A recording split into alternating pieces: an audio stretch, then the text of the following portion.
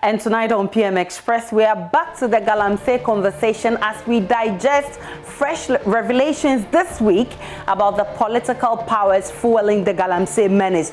Tonight we ask, should we just give up the Galamsey fight?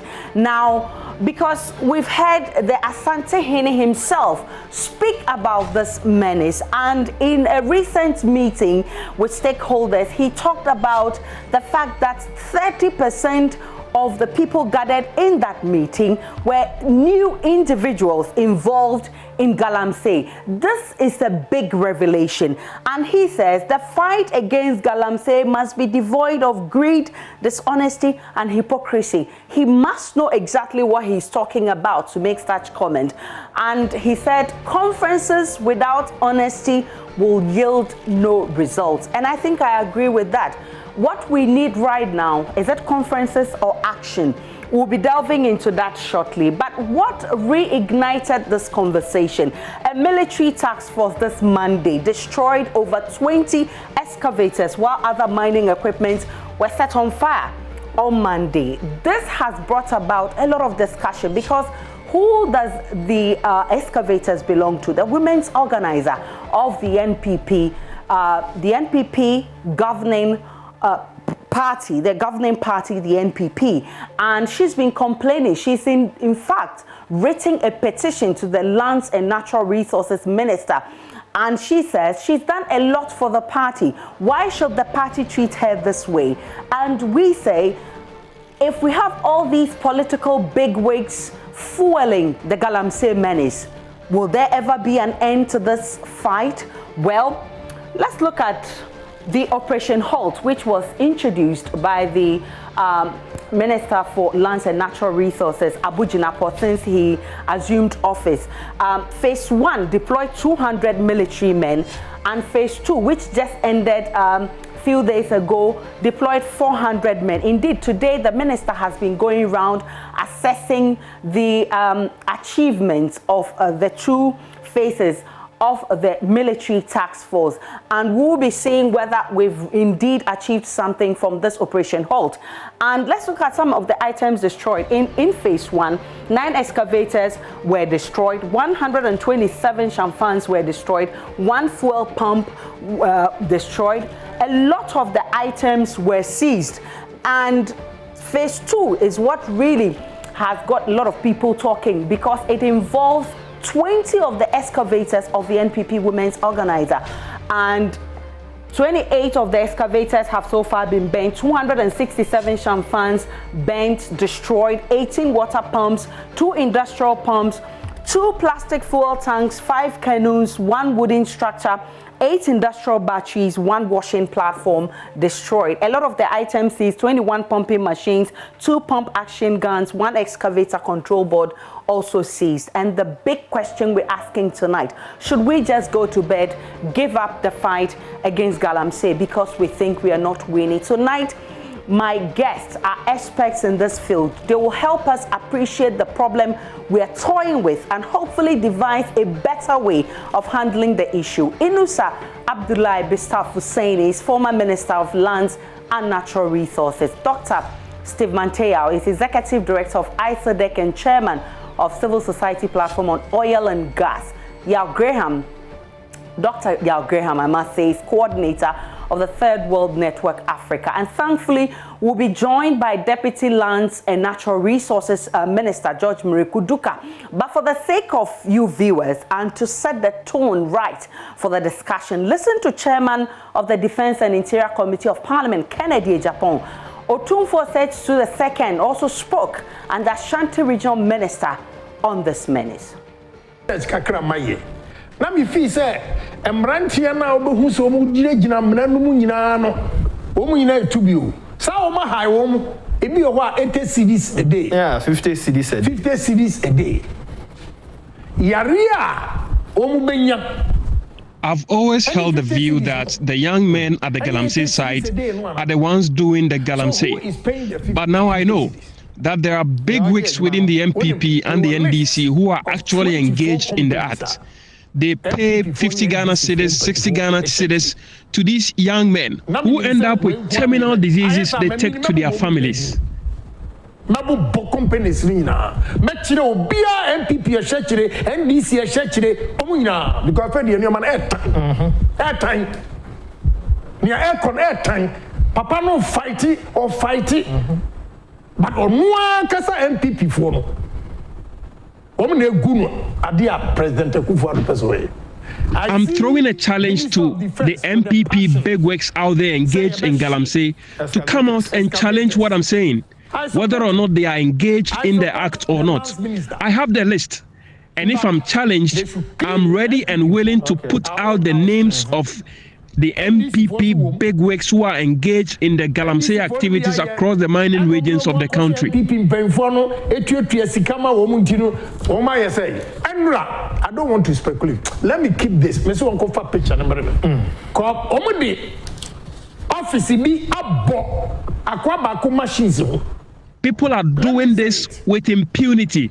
Some have even gone to the extent of branding their mining equipment as one that is coming from the office of the president. Was it your Jubilee House? Or no machines on the office of the president. Before I read my speech, I can't send me a here.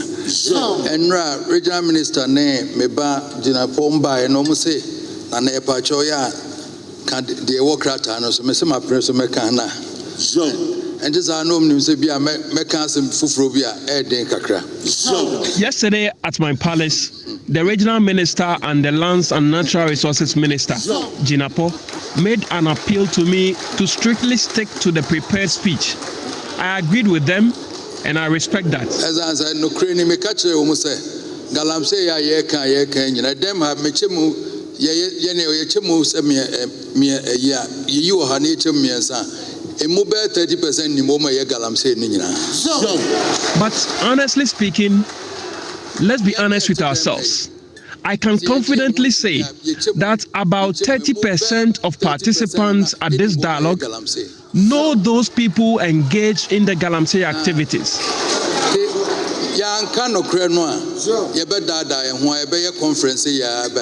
Say me ya o ma be ye Galamsey ade ba ko se nanan mo ne twa asase ne maaye o kan o yanim ha. Let's be honest.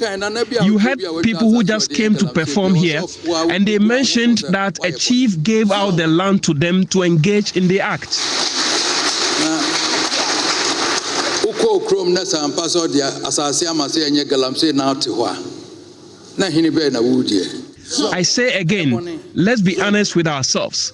Otherwise, we will hold a number of dialogues like this, but the situation will not change. The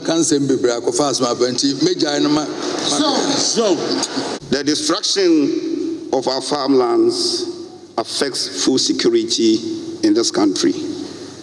Also, the destruction of our water bodies has disastrous consequences on this country. My colleague government appointees, we have to lead the fight.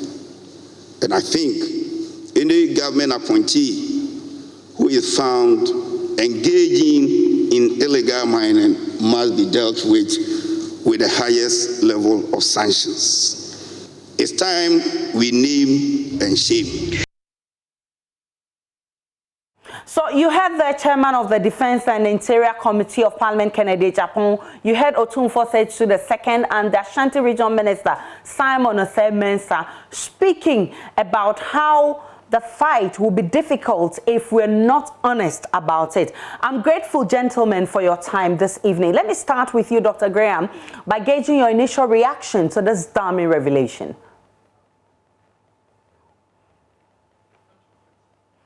Kindly unmute for me. Yeah. Sorry. Yeah. Good evening to you and to all the audience and watching. We have said many times that the head of the Galamsey snake is in the elite, and if we are going to deal with this thing decisively, it's at this level. And I'm glad that a number of members of the elite speaking have also confirmed this.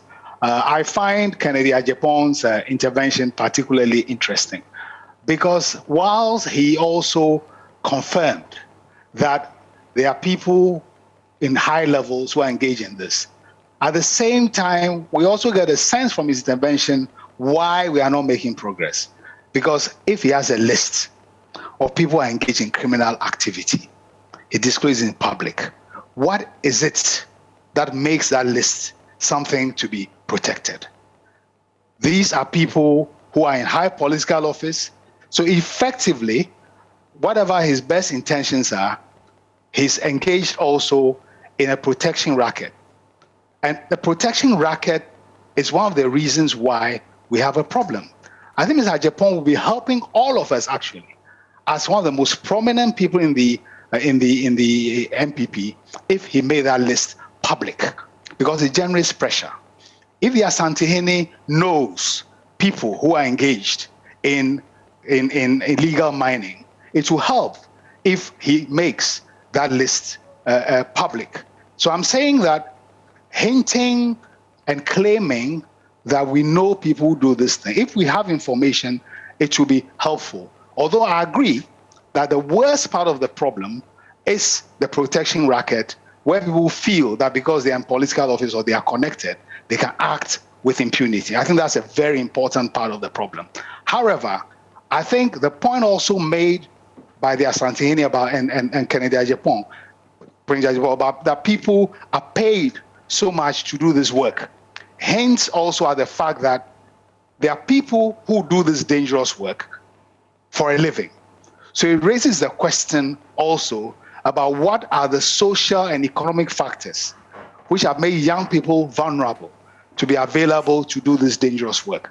The larger question of the absence of employment and opportunities for young people is a key part of this problem. So I think while the elite are driving it and profiting from it, some of the other drivers which make people available to do this work is also the economic situation facing young people and the fact that they see huge wealth being accumulated in one part of society and they cannot even earn a living.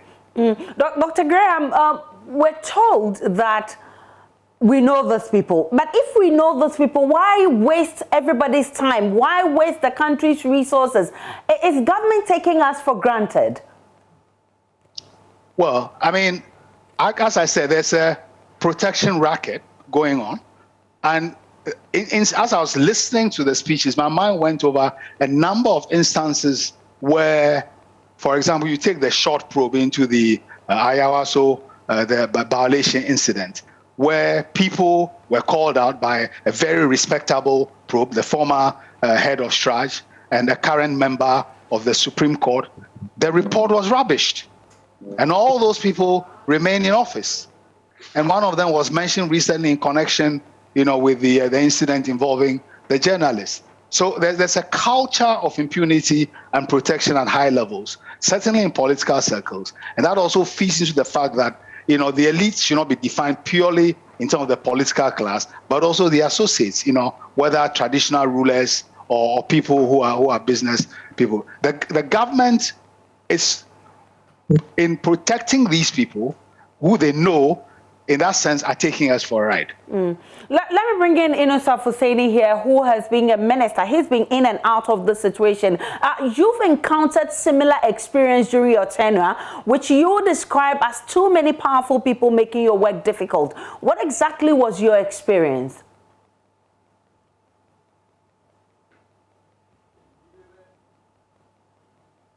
Is it there? Mr. Fuseni. Mr. Inusaf Yes, I'm here. I'm here. The Yes. question again. I was asking that you've encountered some of these experiences during your tenure as Minister for Lands and Natural Resources. What exactly was the experience? How was it? Well, first of all, let me say good evening to you and Dr. Graham. I agree entirely with what he has said. You cannot profess to fight this menace while protecting some people. I mean, it doesn't work that way.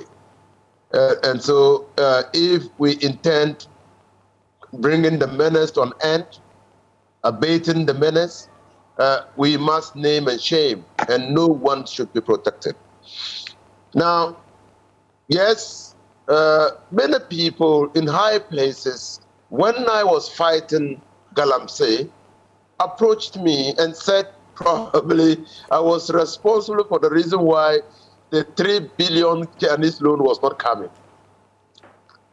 I went to see His Excellency John Dramani Mahama to consult him on what I was hearing from people, very people high up there.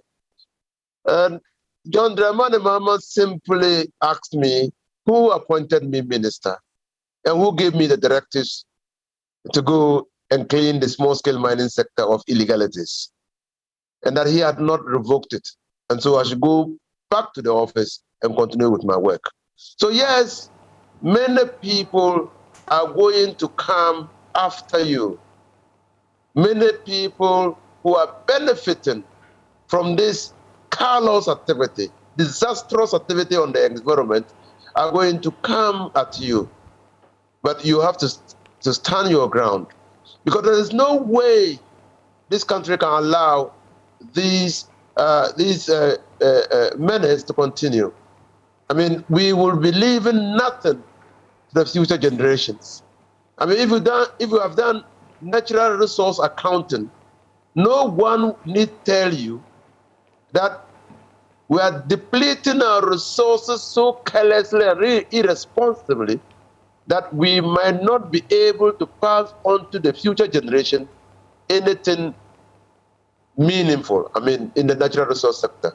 And so there are challenges, but it's true that all of us know or have a reasonable idea of the people behind this illegal small-scale mining business. We know. So when you were minister, you knew?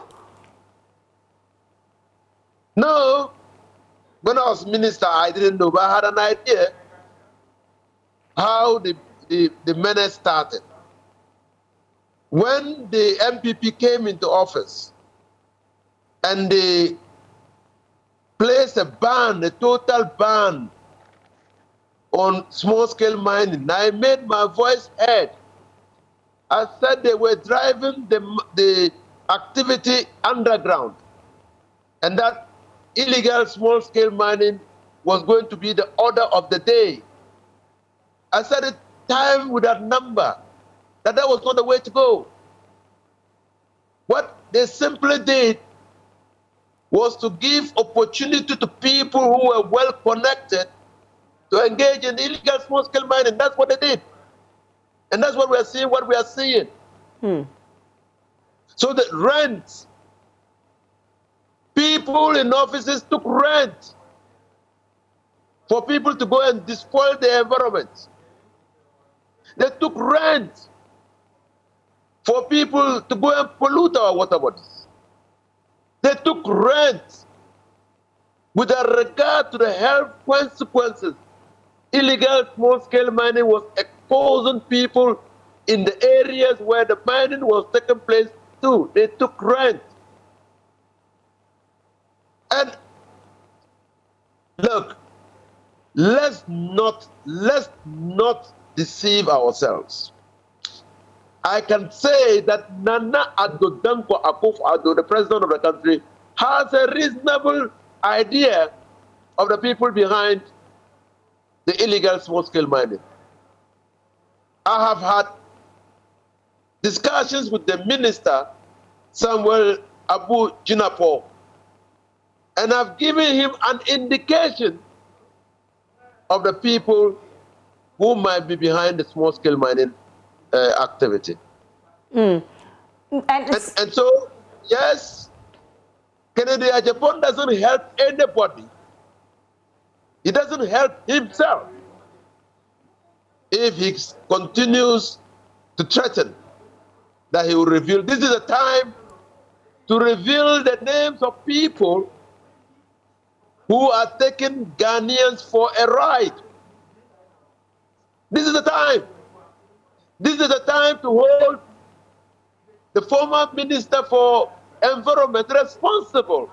This is the time. This is the time to hold Charles Pisio responsible, so that at least we can have our way clear of what is happening in the small-scale mining sector.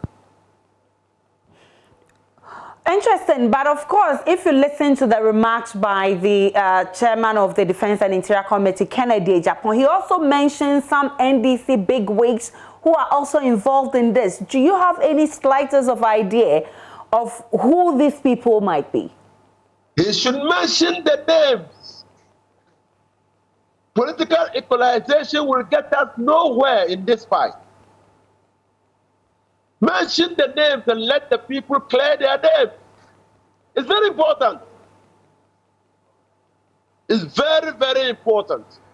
And so I will not swallow the bait of Kennedy Japan, but I will invite him to do what is proper and fitting in the circumstances to help the president of the country to fight the illegal activities in the small-scale mining sector. By naming the people, if he has evidence, information, he should put that information across and let the people come out to deny involvement in the small-scale mining sector or the illegal small-scale mining sector. This is the time to do that. Dr. Graham, are we in a hopeless situation? Should we just forget about this fight about Galamsey? No, we are not. Far from. We are not in a hopeless situation. I mean, the fact that we're having this discussion itself is a sign that there's a shared concern. We are not in a hopeless situation. But I also think that whilst there's an energy about dealing with the problem, it is also important, in addition to dealing what I call the head of the snake, to have a holistic diagnosis of the nature of the problem. Because let me return to the point I made about the young people who are employed in this business. I mean, there's a crisis of livelihoods and employment, not only in the rural areas, but also in the urban areas. The rural-urban migration that is seeing the kiosk cities developing all over Accra and so on is connected to the livelihood crisis that is also forcing young people to make themselves available to do this dangerous work. So the Galamsey issue is multi-layered. At the top of it are the people we've just been discussing who have the power, the money, the resources to be able to move their excavators from eastern to central to western to BA regions and so on. And then there are the young people who are available to be employed, to earn a living. And alongside them, there are even farmers who feel that their livelihoods from agriculture are so poor that they are ready to collude with Galamsey people to dig up their farms for a share of the problem. So whilst this discussion about the political class, the elite, and their role in being the big drivers of the phenomenon, we must also look at some of the other factors that create the soil within which they are able to thrive. And I think that soil also has to do itself in a way with the ways in which our public institutions themselves, have undermined, confidence in some processes. In 2018, the government announced the multi-sectoral mining integrated project, which was a consensus framework for trying to put small-scale mining on a footing. We diagnosed the problems and also offered solutions which went beyond simply sending troops to clear the water bodies, but tried to have a mobilization of society and also a multi-pronged approach which deals with the issues of employment, clarity about the lines between legal small-scale mining and illegal small-scale mining and so on. That holistic framework has completely disappeared from the conversation. So in addition to what I would describe as short-term measures to clear the water bodies, we also need long-term, medium-term measures which would bring sustainable outcomes. Because sending troops to water bodies is not a sustainable way of solving the problem. The PNDC tried troops once upon a time. The Rawlings government, the Kufuor government tried troops. The Mahama government tried troops. The Akufo-Addo government is trying troops for the second time. We must learn something about the strengths and weaknesses of those methods. The fact that the small-scale miners, who were extremely important in the fight against Galamsey the last time around, even though they themselves were victims of illegality, because the government acted illegally in withdrawing their licenses within due process and destroying their businesses. But they cooperated very much with the government in the fight against Galamsey the last time around. Now they are complaining about their equipment belonging to their members being burnt. What that highlights, actually, is that even as we are angry about Galamsey, it is important that the ways in which this fight is carried out is within the bounds of due process. So it's all very well to try to clear the water bodies, but I ask the question, as a part of the legal mandate of the soldiers to burn equipment? Because if the complaints of the small-scale miners, the licensed small-scale miners, is correct, it shows that just like capital punishment, where you can kill an innocent person, if you go and burn equipment belonging to somebody who has a license, you've brought a suit on yourself. You've destroyed somebody's legal business. It undermines the legitimacy of the fight.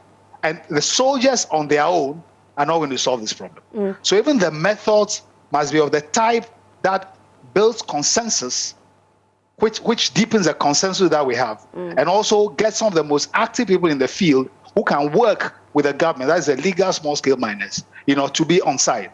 So we are in danger of fragmentation precisely because of a kind of a one instrument approach, to the problem. So it is not a hopeless situation. It's extremely important. But the point I'm making is that, yes, the criminal justice approach, targeting those at the head of the exercise, the most dangerous elements of the Galamsey, is important. But beyond that, at the livelihoods questions, in addition, there's a thing about building a political consensus and a national mobilization, which involves particularly those who know the field. In addition, also, there are things being done in the name of new mining policies, which themselves raise questions about legality, which fuel the problem. There's something going on being called community mining. If you look in the Minerals and Mining Act, there's nothing called community mining provided for in the law. So what is the basis on which the government is rolling out this so-called community mining, in which district chief executives have a certain power?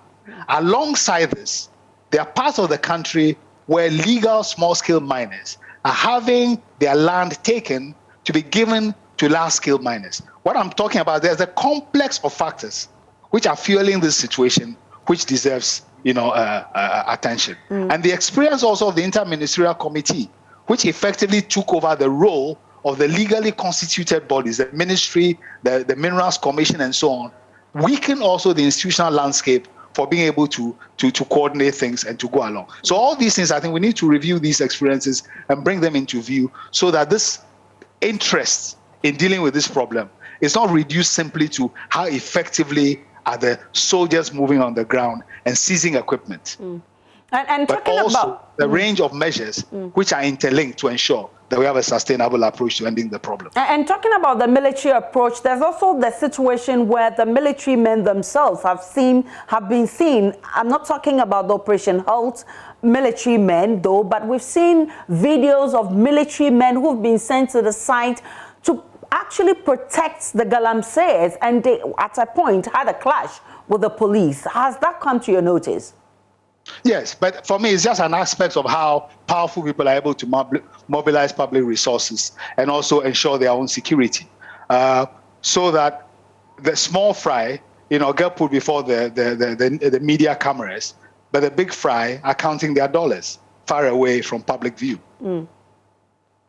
Interesting. I'll take a break on PM Express. When I return, we'll be finding out whether there will ever be the political will to fight the Galamsey Menace. I'll also be getting some reactions from the Deputy Minister for Lands and Natural Resources for him to tell us why government is wasting everybody's time, resources, when we actually know the people engaged in this act. Why not clamp them down? All of that when we return from the break. Stay with me.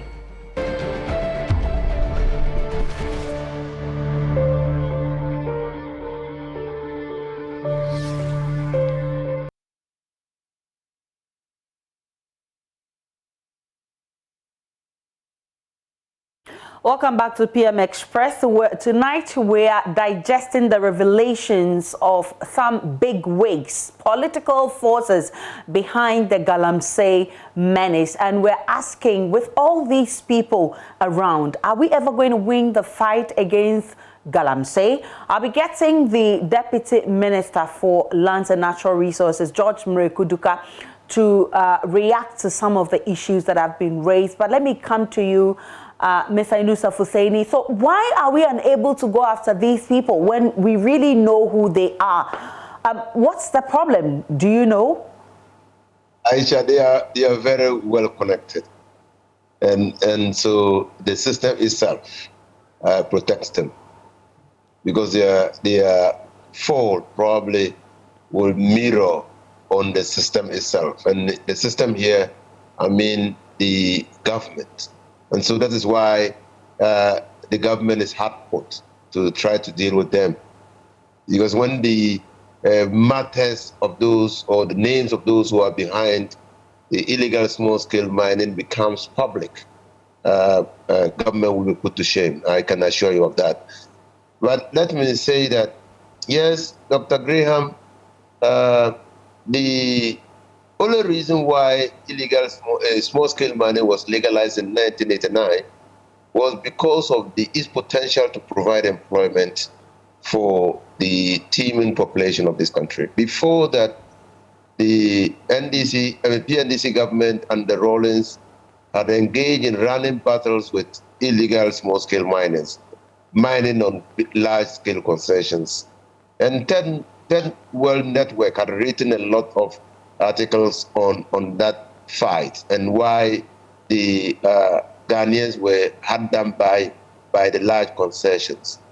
Now, that is why it is important to encourage the youth or people who are desirous of entering into the small-scale mining sector to use the regime, the opportunities provided in the law for people to get permits to be able to mine responsibly.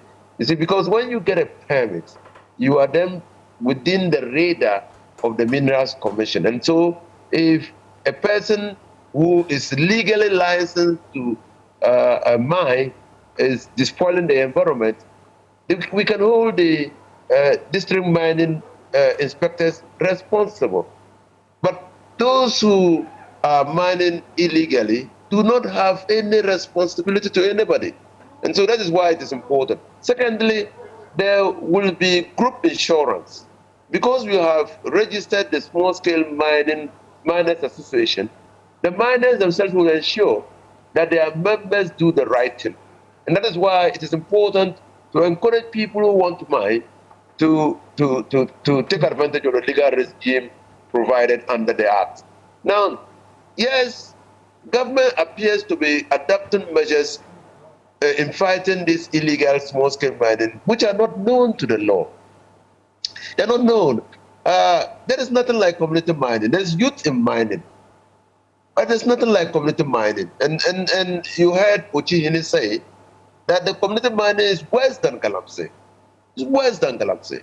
And so, to what purpose? What thinking went into substituting youth in mining for community mining? And what mechanisms, what is the blueprint for ensuring that the communities mine responsibly? We don't know. Now we are confronted with another impunity by state agencies. There is nowhere in the law that allows the state agencies to destroy or burn equipment confiscated. Before the amendment to the Minerals and Mining Act, we had no power. Government had no power to confiscate. We could seize. And so when we started the first intervention, what we did was we seized those equipment and asked that they should go pay a fine to retrieve those equipment for the monies gathered to be used in remediating the pits or the lands. Now, we realized that the punishment was not punitive enough. And so we decided to amend the law. And the law says you confiscate and then redistribute the equipment to the district assemblies for them to do the remediation exercise. I mean, there is nowhere in the law that allows for the state agencies to destroy or burn excavators. Nowhere. And so you can't fight an illegality with an illegality. This is not the case where negative is positive. Okay. Thankfully, the deputy minister for lands and natural resources has joined us, and I'll put this question to him shortly. But first, Mr. Duka, I'm grateful for your time. Why are you wasting everybody's time, state resources, pretending to be doing something when we really know the culprits? Why not clamp down on those people?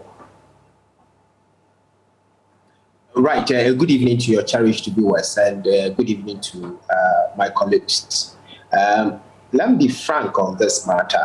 I believe small-scale mining is not done in our respective dining halls or kitchen.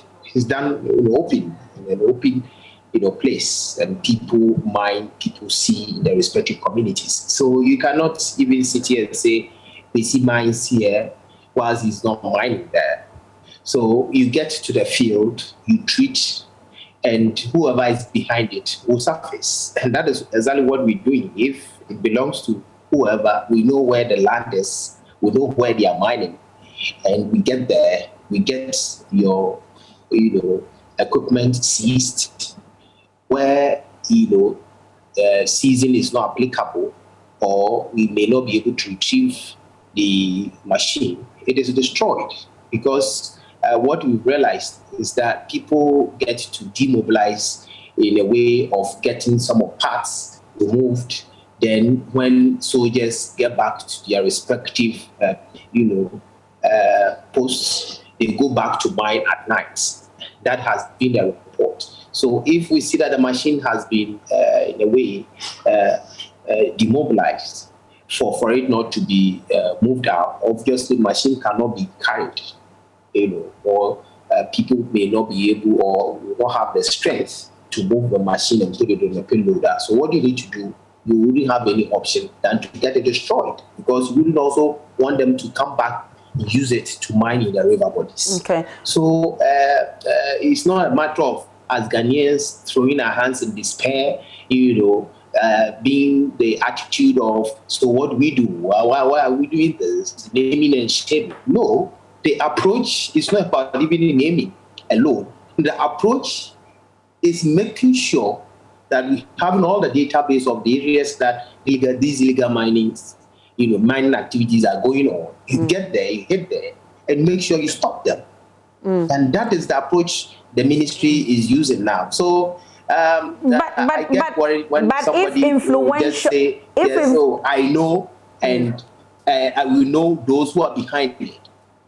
If we know those one, just name them, mention them, and we are leaving no stone unturned. We're going after each and every individual, irrespective of your political coloration. But the defense chairman of the defense committee is a member of your party. You can go to him and ask him to name them.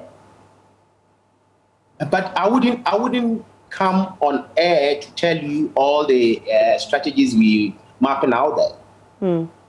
People are complaining. You've also heard, people who belong to my party who are also claiming that their machines have been burnt. I believe you've heard that as well. So we tackling this menace dispassionately, and we're not saying we approaching A or B. This is a different method that we're using. I know we had a challenge, but that has given us the experience, the platform to tackle this menace differently this time around. So we've started well. There's a bold approach. There's that kind of bipartisan approach. Honorable Yunus Hussein himself was part of the national dialogue that we had at the International Conference Center, which he participated immensely. We had the other members from other committees, the ranking members and that of their deputies, they all participated. Anywhere we visit, they also contribute. And that is the approach that we're seeking to use this time around. So it's not something that will continue, as I said, to throw our hands in despair and say, oh, yes, Galamsey, what we do as a nation, we are tackling it head on. Mr. Duka, Mr. Inusaf Hussaini says that Mr. Inusaf Hussaini is accusing your party, even your president, of actually knowing the people behind this Galamsey Menace. You sincerely don't know the people behind this? If we know, we come after you. I mean, it's a straightforward thing. Galamsey didn't start in 2016. We know Galamsey, and how he started in Ghana. It has been a challenge globally. In South Africa, there's Amazama. It's a challenge everywhere. That is why we have to know that it's a whole industry, and it's kind of an industry that we need to reshape it and regularize it properly to suit the whims and caprices of this country. You see, so it's not something that we throw in, the baby and the whole kind of water away. What we're doing is to streamline it, get things properly done. Yes, this government is not against mining, and we should not also condemn mining generally, as we're seeking to, present. Mining is not a crime. Mr. Duka, you are to address. You are from a mining area. You sincerely don't know the people who are behind this. That is why I'm saying it's not done. You cannot hide it. You know them. We have people who. Aisha. We have people who are into small scale mining who have even registered or licensed to mine. Moreover, you go to their concession, they behave as if they don't even have license to mine. They don't follow any protocol. They mine haphazardly, and that, will, in a way, situate your license as an illegality. Okay. Because if you are given a license, you are expected to mine responsibly. The only difference between small-scale mining and large-scale mining is the size. However, you go to a large scale, you have a concession well organized. They have the officers.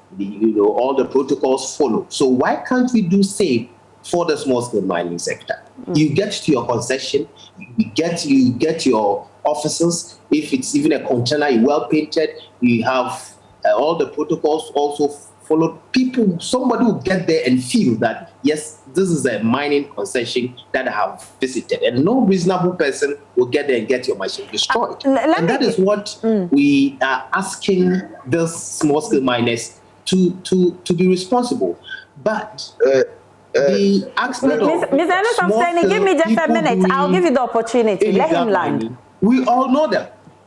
We all know them. So, and that is why we give a caution. Even we give a caution that what you are doing, you must stop. Get your machines moved out of the river bodies. Get your machines moved out of the forest zones or reserves. This caution was even given. So why did we even give that caution if we, in a way, wanted to just address the matter anyhow? Let me bring it. Just jumped on them and get machines destroyed. Let me bring in Mr. Inusaf Hussaini, who wants to make a point. Mr. Inusaf Hussaini, quick one. First of all, I don't agree with the Deputy Minister designate. There is no land in Ghana that has no owner. All district chief executives ought to know those people who are mining within the district, who are permitted by law so to mine. Any other person, because before a mining license, a small-scale mining license is given, you have to do a public fora in the district in which the your mining activity is going to take place. That is why you can't use a mining permit issued for mining purposes within a district in another district. And so the chief executive must know or knows all those who have been legally registered to mine within the district. Now, any person who is mining without having conducted the forum or without a permit from the Minerals Commission signed by the minister is mining illegally. Yes, it's true that small-scale miners with the permit can engage in unlawful or illegal ways in exploiting the mineral. The mining license indicates how the extraction will be done. And so if a small-scale miner is not following the dictates, is not following what the license has said he should do, then that person is engaged in an illegal activity. Mr. Duka, Mr. Duka, I want to react to that. Mr. Inusa Fuseni says you ought to know the people who are mining illegally. Yes, you ought to know. I believe if this is the solution, I don't think we would have even come to meet this challenge that we are facing now. That's why I indicated that this thing did not start in 2016 or 2017 when we took over power. What's the challenge? Is it that you don't have the data? You don't have the data of the people who are licensed to mine so that you can fish out those who are mining illegally? We've just recently published those who have license to mine. It's been published, so it's in the public domain for you to access, and that's why we tackling the whole menace gradually. I think the communique that was drawn out of the national dialogue, it was part, and it's teasing out these kind of method out of the communique we got from the dialogue. So it's a matter of taking the whole structure or the architecture one after the other. We are making sure our river bodies are clean. We are making sure people don't mine in the forest reserves. We'll make sure that small-scale miners also mine responsibly. We'll make sure we've taxed them that they need to also support government to win out all those who are mining illegally. So it's a whole kind of framework that we're working towards. We know this is not an event. I have a question for you. Mr. Duka, Dr. Graham says he has a question for you. Yeah, because you see, I mean, you make a point about the list which has been published. And I think that an important reason why we're having this conversation about illegal mining is its environmental impact. I'm completely puzzled why the government will give people permits to mine in forest reserves. I'm completely puzzled because, I mean, bad things can be done lawfully. That is why way back there was a thing about not mining in forest reserves. In 2001, we campaigned so that the government stopped issuing licenses to people to mine in forest reserves. Ghana has been cited as one of the countries with the fastest rate of deforestation in the world. So if we are so concerned to dig illegal miners out of forest reserves, is it okay to give licenses to people to mine in the same forest reserves? That something which is bad, being done illegally, become good because it is permitted because of power. Okay, Mr. Duka, kindly react to that. Let me put it on record that Mr. Samuel Abujinapo has not given any or sanctioned any license since his assumption into office. Let me put it on record. He has never given out any. But Mr. Duke, I did not accuse anybody of giving. It's the government as part of its drive to protect our forest reserves. You are implying that licenses have been given. They were not given by this person. I'm arriving at your point. If we are driving against mining in forest, will the government cancel the licenses that have been given to people to mine in forest reserves? I'm arriving at a point that Mr. Yunusa Fuseni himself is a lawyer. He's also served as a minister, and he gave lots of concessions to people to mine in the forest zones. Probably he will be in the best position to answer that question properly. Mr. Duke, with all respect, you are my minister at this point in time. As a citizen of Ghana, I expect you in your drive to protect our environment. With the zeal that you are displaying, surely it must extend to correcting mistakes that may have been made by past Dr. Graham, give him the opportunity to respond. I'm not a partisan of the party political. Dr. Graham, I'm interested in the problem we are discussing. Give Mr. Duka the opportunity to respond. I'm also interested in your question. So that is why we even need your efforts. I mean, your intervention is key. Is very important. It's a national discourse that we must have. That going forward, do we stop giving out licenses to people to either prospect or recognizance in any of our reserves, forest reserves? I mean, it's something that we can debate going forward. You are invested with power to solve problems. Okay, I'll take a break on PM Express. When we return, Mr. Duka will give, he will react more to Dr. Graham's question. Stay with me, I'm coming right back.